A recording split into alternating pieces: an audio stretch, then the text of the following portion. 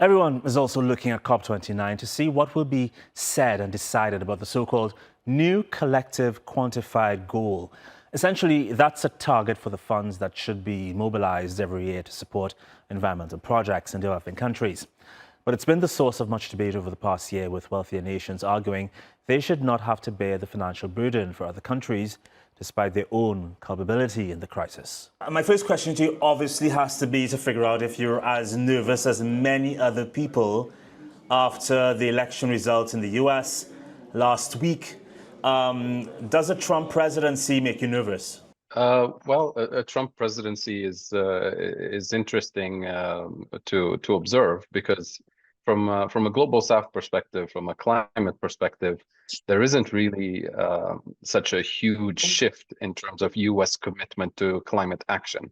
Let's put things in context. The Biden administration last year, when they contributed to the loss and damage fund after it was finally created, the U.S. contribution was $17.5 million, which is a drop in the ocean in terms of how much the U.S. actually owes in terms of climate debt to the developing world as the largest historic polluter. But aren't you nervous that Trump can do a lot worse, because he might drop out of the UNFCCC? We know he's very frugal when it comes to giving away US funds. He's all about America first. He can do a lot worse, couldn't he? So we go into these climate negotiations as if we have nothing to bargain with. We go in as if we're going to beg for charity, whereas we should be going in with the geopolitical and economic leverage to negotiate with somebody like Donald Trump, who's, a self-declared deal maker.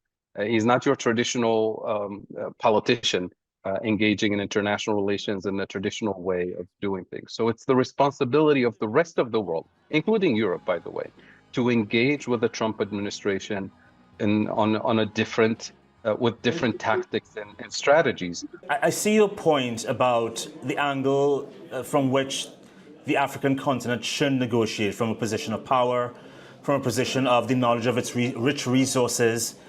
But do you really think somebody like Donald Trump will look at it in that way and will succumb to any demand that you have on the continent?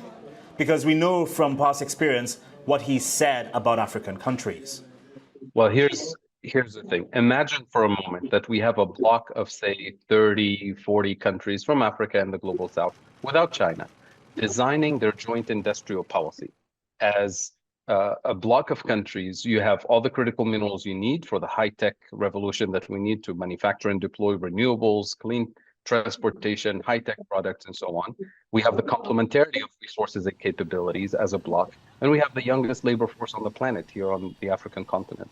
Somebody like Donald Trump is more likely to engage in bargains of that scale than probably the Biden administration or other US administrations in the past, because he's interested in business and he's interested in dominating. And he knows that the bargain like this with China or with other economic blocs will leave the US behind.